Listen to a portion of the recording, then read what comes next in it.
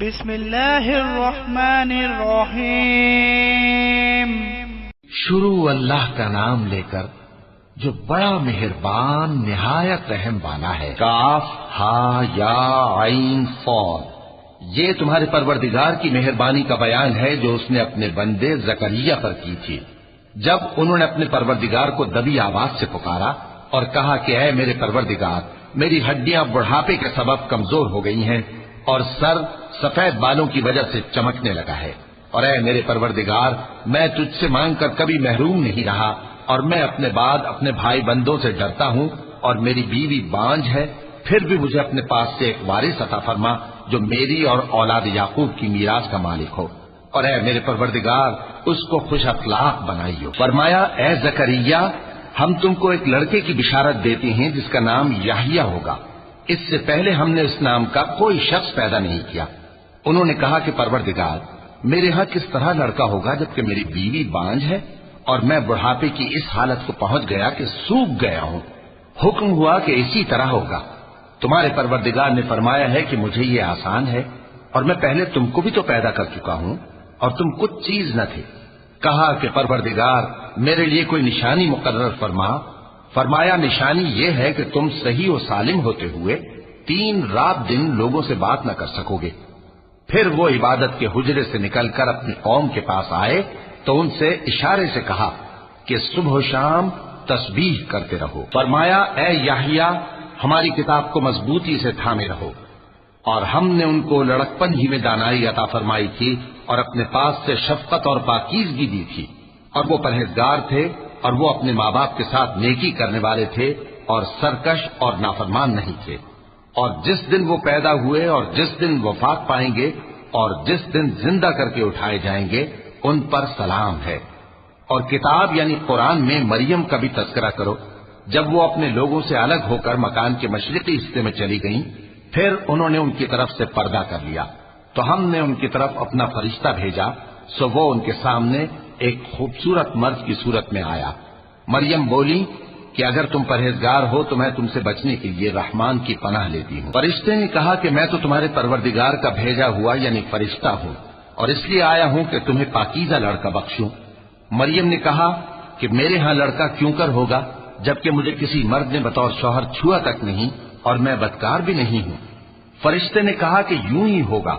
تمہارے پروردگار نے فرمایا کہ یہ مجھے آسان ہے اور میں اسے اسی طریق پر پیدا کروں گا تاکہ اس کو ہم لوگوں کے لیے اپنی طرف سے نشانی اور ذریعہ رحمت بنائیں، اور یہ کام مقرر ہو چکا ہے۔ چنانچہ وہ اس بچے کے ساتھ حاملہ ہو گئی اور اسے لے کر ایک دور جگہ چلی گئی۔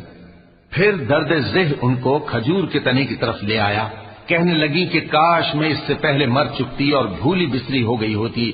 تب ان کے ٹیلے کے نیچے کی جانب سے فرشتے نے ان کو آواز دی کہ غمناک نہ ہو، تمہارے پروردگار نے تمہارے نیچے ایک چشمہ پیدا کر دیا ہے، اور کھجور کے تنے کو پکڑ کر اپنی طرف ہلاؤ، وہ تم پر تازہ عمدہ کھجوریں گرائے گا، تو کھاؤ اور پیو اور آنکھیں ٹھنڈی کرو۔ اگر تم کسی آدمی کو دیکھو تو کہنا کہ میں نے اللہ کے لیے روزے کی منت مانی، تو آج میں کسی آدمی سے ہرگز کلام نہیں کروں گی۔ پھر وہ اس بچے کو اٹھا کر اپنی برادری والوں کے پاس لے آئیں۔ وہ کہنے لگے کہ مریم، یہ تو نے برا کام کیا۔ اے ہارون کی بہن، نہ تو تیرا باپ ہی برا آدمی تھا اور نہ تیری ماں ہی بدکار تھی۔ تو مریم نے اس بچے کی طرف اشارہ کیا۔ وہ بولے کہ ہم اس سے کہ گود کا بچہ ہے کیسے بات کریں؟ بچے نے کہا کہ میں اللہ کا بندہ ہوں، اس نے مجھے کتاب دی ہے اور نبی بنایا ہے، اور میں جہاں ہوں اور جس حال میں ہوں اس نے مجھے صاحب برکت بنایا ہے، اور جب تک زندہ ہوں مجھ کو نماز اور زکوٰۃ کا ارشاد فرمایا ہے، اور مجھے اپنی ماں کے ساتھ نیک سلوک کرنے والا بنایا ہے اور سرکش و بدبخت نہیں بنایا، اور جس دن میں پیدا ہوا اور جس دن مروں گا اور جس دن زندہ کر کے اٹھایا جاؤں گا مجھ پر سلام ہے۔ یہ مریم کے بیٹے عیسیٰ ہیں، اور یہ سچی بات ہے جس میں لوگ شک کرتے ہیں۔ اللہ کو شایع نہیں کہ کسی کو بیٹا بنائے، وہ پاک ہے، جب کسی چیز کا ارادہ کرتا ہے تو اس کو یہی کہتا ہے کہ ہو جا تو وہ ہو جاتی ہے، اور بے شک اللہ ہی میرا اور تمہارا پروردگار ہے، تو اسی کی عبادت کرو، یہی سیدھا رستہ ہے۔ پھر اہل کتاب کے فرقوں نے باہم اختلاف کیا، سو جو لوگ کافر ہوئے ہیں ان کو بڑے دن یعنی قیامت کے روز حاضر ہونے سے خرابی ہے۔ وہ जिस दिन हमारे सामने आएंगे कैसे सुनने वाले और कैसे देखने वाले होंगे, मगर जालिम आज खुली गुमराही में है। और उनको हसरत और अफसोस के दिन से डरा दो जब बात फैसल कर दी जाएगी और वो गफलत में पड़े हुए हैं और ईमान नहीं लाते। हम ही जमीन के और जो लोग उस पर बसते हैं उनके वारिस होंगे और हमारी ही तरफ उनको लौटना होगा। और किताब में इब्राहिम का जिक्र करो, बेशक वो निहायत सच्चे थे, पैगंबर थे। जब उन्होंने अपने बाप से कहा कि अब्बा, आप ऐसी चीजों को क्यों पूछते हैं जो न सुने और न देखें और न आपके कुछ काम आ सकें। अब्बा, मुझे ऐसा इल्म मिला है जो आपको नहीं मिला, तो मेरे साथ हो जाइए, मैं आपको सीधी राह पर ले चलूंगा। अब्बा, शैतान की पूजा न कीजिए, बेशक शैतान अल्लाह का नाफरमान है। अब्बा, मुझे डर लगता है कि आपको अल्लाह का अजाब आ पकड़े तो आप शैतान के साथी हो जाएं। उसने कहा कि इब्राहिम, क्या तू मेरे माबूदों के खिलाफ है?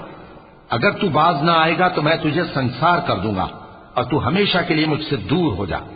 इब्राहिम ने सलामुन अलैकुम कहा और कहा कि मैं आपके लिए अपने परवरदिगार से बख्शिश मांगूंगा, बेशक वो मुझ पर निहायत मेहरबान है। और मैं आप लोगों से और जिनको आप अल्लाह के सिवा पुकारा करते हैं उनसे किनारा करता हूं और अपने परवरदिगार ही को पुकारूंगा। उम्मीद है कि मैं अपने परवरदिगार को पुकार कर महरूम नहीं रहूंगा।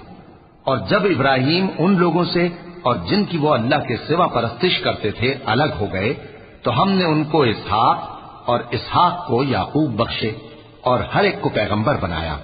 और हमने उनको अपनी रहमत से बहुत सी चीजें इनायत की और उनका जिक्र जमील बुलंद किया। और किताब में मूसा का भी जिक्र करो, बेशक वो हमारे बरगुजीदा थे और रसूल थे, नबी थे। और हमने उनको तूर की दाहिनी तरफ से पुकारा और बातें करने के लिए नजदीक बुलाया और अपनी मेहरबानी से उनको उनका भाई हारून पैगंबर बनाकर अता किया। और किताब में इस्माइल का भी जिक्र करो, वो वादे के सच्चे और रसूल थे, नबी थे। और वो अपने घर वालों को नमाज और ज़कात का हुक्म करते थे और अपने परवरदिगार के यहाँ पसंदीदा थे। और किताब में इद्रीस का भी जिक्र करो, वो भी निहायत सच्चे थे, नबी थे और हमने उनको ऊंची जगह उठा लिया था।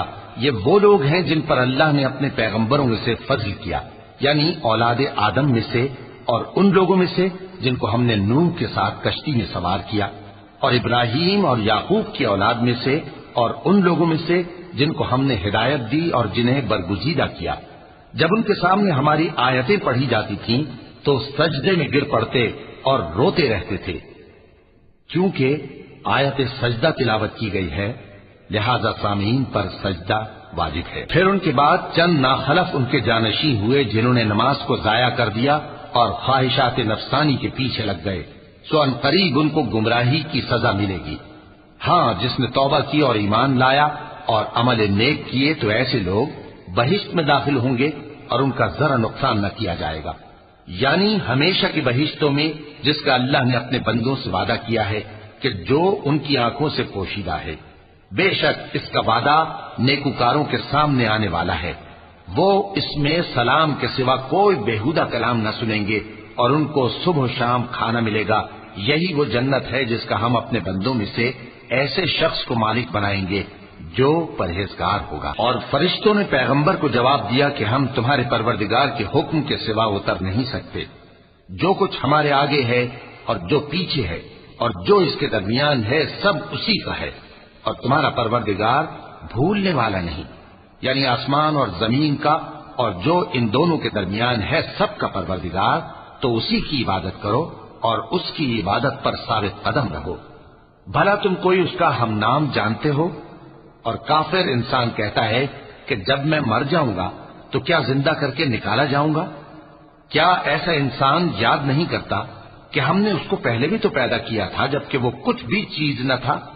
सो तुम्हारे परवरदिगार की कसम, हम इनको जमा करेंगे और शैतानों को भी, फिर इन सबको जहन्नम के गिर्द हाजिर करेंगे और वो घुटनों पर गिरे हुए होंगे। फिर हर गिरोह में से हम ऐसे लोगों को खींच निकालेंगे जो रहमान के मुकाबले में सख्त सरकशी करते थे। फिर हम उन लोगों से खूब वाकिफ हैं जो उसमें दाखिल होने के ज्यादा लायक हैं, और तुम में से कोई शख्स नहीं मगर उसे इस पर गुजरना होगा। ये तुम्हारे परवरदिगार पर लाजिम है, मुकर्रर है। फिर हम परहेजगारों को नजात देंगे और जालिमों को उसमें घुटनों के बल पड़ा हुआ छोड़ देंगे।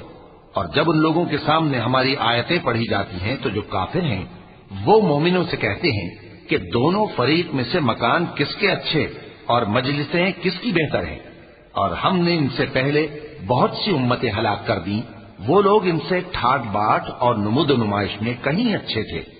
کہہ دو کہ جو شخص گمراہی میں پڑا ہوا ہے رحمان اس کو آہستہ آہستہ مہلت دیا جاتا ہے، یہاں تک کہ جب اس چیز کو دیکھ لیں گے جس کا ان سے وعدہ کیا جاتا ہے، خواہ عذاب اور خواہ قیامت، تو اس وقت جان لیں گے کہ مکان کس کا برا ہے اور لشکر کس کا کمزور ہے۔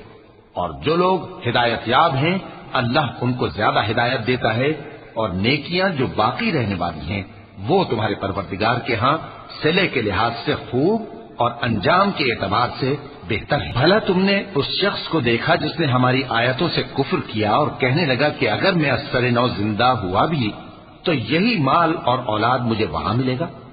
کیا اس نے غیب کی خبر پالی ہے یا اللہ کے یہاں سے عہد لے لیا ہے؟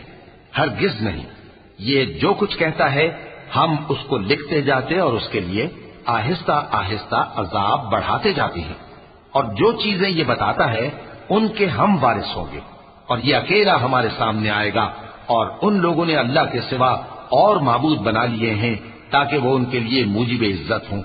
ہرگز نہیں، وہ معبود ان کی پرستش سے انکار کریں گے اور ان کے دشمنوں مخالف ہوں گے۔ کیا تم نے نہیں دیکھا کہ ہم نے شیطانوں کو کافروں پر چھوڑ رکھا ہے کہ وہ ان کو خوب اکساتے رہتی ہیں؟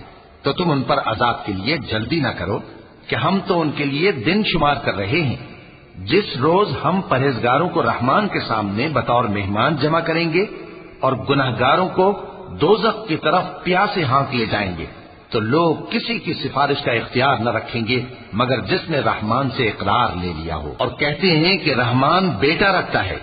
ایسا کہنے والوں، یہ تو تم بری بات زبان پر لاتے ہو۔ قریب ہے کہ اس جھوٹ سے آسمان پھٹ پڑے اور زمین شق ہو جائے اور پہاڑ پارا پارا ہو کر گر پڑے کہ انہوں نے رحمان کے لیے بیٹا تجویز کیا، اور رحمان کو شایع نہیں کہ کسی کو بیٹا بنائے۔ ہر شخص جو آسمانوں اور زمین میں ہے رحمان کے روبرو بطور بندہ ہی آئے گا۔ اس نے ان سب کو اپنے علم سے گھیر رکھا اور ایک ایک کو شمار کر رکھا ہے، اور یہ سب قیامت کے دن اس کے سامنے اکیلے اکیلے حاضر ہوں گے۔ اور جو لوگ ایمان لائے اور عمل نیک کیے رحمان ان کی محبت مخلوقات کے دل میں پیدا کر دے گا۔ اے پیغمبر صلی اللہ علیہ وآلہ وسلم، ہم نے یہ قرآن تمہاری زبان میں آسان بنا کر نازل کیا ہے تاکہ تم اس سے پرہیزگاروں کو خوشخبری پہنچا دو اور جھگڑالوؤں کو ڈر سنا دو، اور ہم نے ان سے پہلے بہت سے گروہوں کو ہلاک کر دیا ہے۔ بھلا تم ان میں سے کسی کو دیکھتے ہو یا کہیں ان کی بھنک سنتے ہو؟